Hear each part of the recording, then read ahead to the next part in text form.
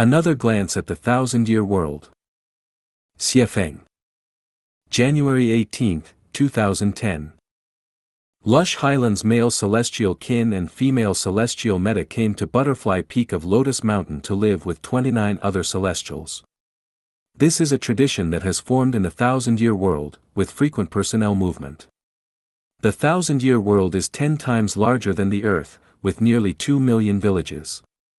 The most populous village has about 300 people, while the least has nearly 30. The population of each village is not fixed but transient. In other words, after Kin and Meta came to Butterfly Peak, they would not return to Lush Highland but instead stay to live on Butterfly Peak. Meanwhile, Hai and Hori, the two female celestials living on Butterfly Peak, have been there for more than 20 years, after having discussed with Ray decided to go to 7 Fragrances Garden of Crane Ridge, on cloud-piercing mountain range, which is 150 kilometers away. The cloud-piercing mountain range is one of the 5 continuous mountain ranges in the thousand-year world, starting from the Silver Wave Sea, lake, and ending at the Bean River. It stretches for more than 80,000 kilometers, with the highest peak, Qingtian Peak, about 43,000 meters high. It is the highest peak in the thousand-year world. Crane Ridge is a mountain ridge in the middle of the cloud-piercing mountain range. On this ridge, peaks are layered and colored clouds swirl around them. The area covers more than 120 square kilometers, with mountains within mountains and peaks on top of peaks. It is tall and steep, with a variety of shapes, and the mist and clouds linger, creating endless charm. Crane Ridge is close to the vastest Yuetsong Lake in the thousand-year world. Cranes often gather here to eat and play before flying to Crane Ridge to roost. Therefore, this ridge is called Crane Ridge. 7 Fragrances Garden is a village under Crane Ridge. There are 7 fragrances here, the first from pearl stone, the second from heavenly fragrance grass, the third from Lifechanyuan flower, the fourth from purple osmanthus tree, the fifth from heart-penetrating springs, the sixth from longevity fruit, and the 7th from fragrant winds. These 7 fragrances are continuously emitted throughout the year, nourishing the appearance, spirit, heart, and body. On this day, Hai, who was wearing a green silk dress and was slender and beautiful at over 360 years old, and Hori, who was wearing a yellow long dress and was plump and charming at over 450 years old, came to the farewell bridge with a small bundle containing a set of spare clothes. All the celestials from Butterfly Peak, including Kin and Meta, gathered at the farewell bridge to bid them farewell. Because this kind of separation in the thousand-year world is almost forever, it is difficult to reunite after parting, so everyone was reluctant to part, hugging each other with tears in their eyes. Hai choked and said, 300 miles away, I must reluctantly part with my loved ones. We have been in love for 20 years, and our love will forever be engraved in my heart. Hori wept and said, for 20 years we have been together, our affection and cherished memories shining brightly. As we depart for 7 Fragrances Garden, I can only meet you in my dreams. Handsome sang, representing all male celestials of Butterfly Peak, held Hai and Hori's hands and tearfully said, we recall the many lingering moments and boundless love we've shared. As we part, leaving behind the empty pavilion, when will we meet again? Our affection is like a range of mountains, and our love is like water within water. We can only often look at the swallows flying back and forth, comforting our yearning for one another. Stunning Jiaoyu, representing all the female celestials, embraced Hai and Hori, weeping and saying, our sisterly bond runs deep, and our love and joy were once so warm and delightful. With each passing year, the mountains remain verdant, and the seasons change. Though we part, our blessings will be with you every day. As celestials were reluctant to part and Hai and Hori were struggling to leave, Ray put on a brave face and sang a farewell song, do not grieve or linger, for everywhere beyond the horizon, green grass and blue skies abound. Amidst thousands of rivers and mountains, there are always our love. Joys and sorrows all have great value. Do not shed a tear, please embark on your journey. Your reputation precedes you throughout the world, and your loved ones from afar await your arrival. Do not miss out on the bright opportunities that lie ahead. After that, Ray gently pushed Hai and Hori forward, and the male and female celestials bid them farewell with tears in their eyes. Hai and Hori, with their eyes blurred with tears, turned back at every step, gradually becoming more and more distant. As Hai and Hori walked past the melon garden, over the stone bridge, through the meadow, up the fragrant grassy slope, and into the mulberry grove, they continued to wave goodbye. Until Hai and Hori's figures disappeared into the forest of mulberry trees, they just left the farewell bridge silently. This is exactly, throughout history, the pain of separation has always been felt deeply by those in love, yet it is affection that brings both joy and sorrow.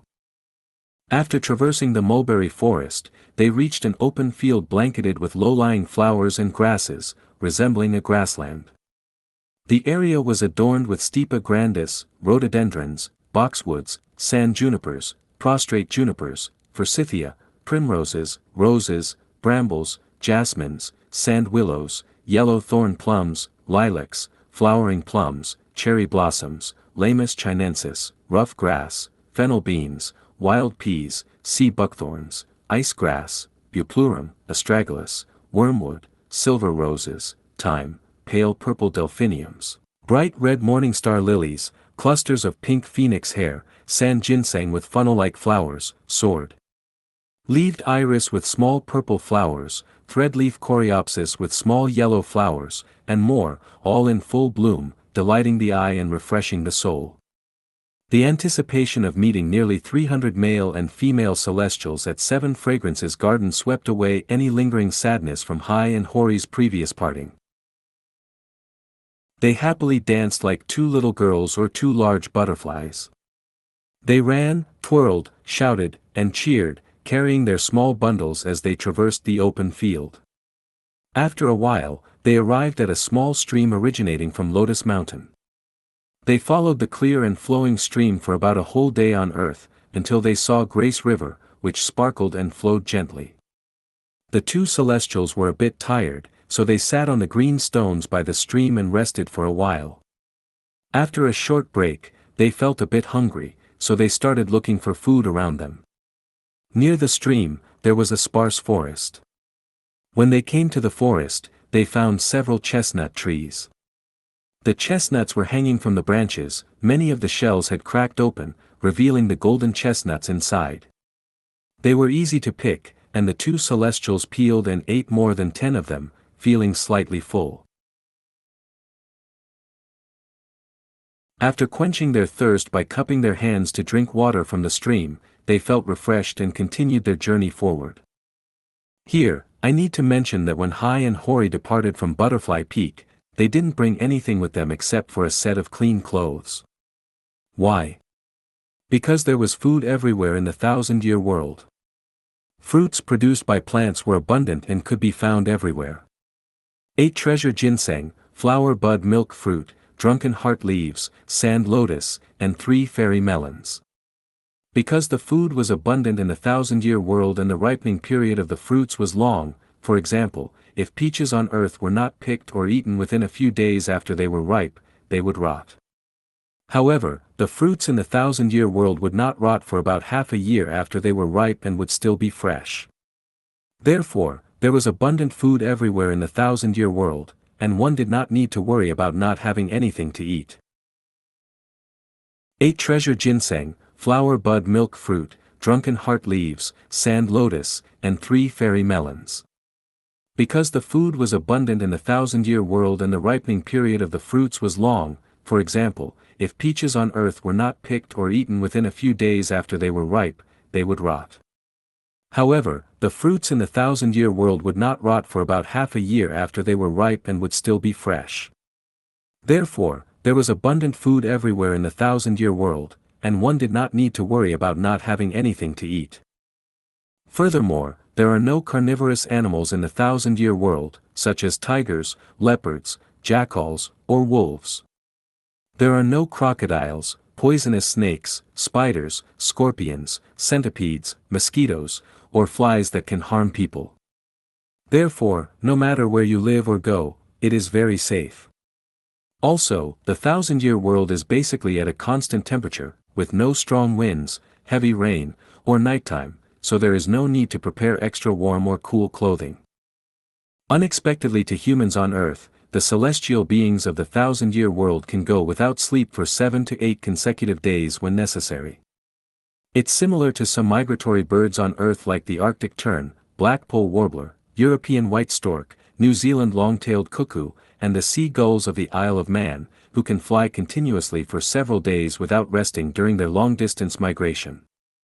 The special climate, environment, diet, and lifestyle of the thousand-year world have created a unique physiological structure for the celestial beings, just like how women in the thousand-year world have their menstrual cycle every 3 to 4 months, Earth time, instead of once a month like on Earth. Therefore, Hai and Hori, on their way from Butterfly Peak to Seven Fragrances Garden, which is 150 kilometers away, did not need to stay at hotels or dine at restaurants along the way. Hai and Hori followed a stream and arrived at the Grace River because the stream flowed into it. The Grace River originates from the Kasiramaya Mountains, flows into the Ripple Lake, and has a total length of over 23,000 kilometers. It is wide and clear, with a gentle current. Hai said to Hori, "Sister, the terrain ahead seems rugged and difficult to walk on. Shall we take the water route?" Hori readily agreed, "Okay, my dear sister." So, the two celestials began to swim down the river. In the thousand-year world, there are 10 big rivers and numerous lakes and around 100,000 small rivers, so the male and female celestials all have been swimming since childhood and are all skilled swimmers. Their clothes are mainly made of silk, thin as cicada wings, so Hai and Hori didn't take off their clothes, only wrapped their small bundle around their waist, and entered the Grace River to drift downstream. It was like drifting clouds driven by the wind, and they felt as if they were being caressed by thousands of hands. The green hills on both sides raced behind them, and several rows of white egrets flew over their heads. The two celestials played in the water like fish, and in half a day, they had already swum out more than 30 miles. The Red Plateau was not far ahead, and Hai suggested, "Sister, let's get ashore and walk on the Red Plateau, and let's grab something to eat along the way." Hori happily agreed, "I'll do whatever my dear sister says."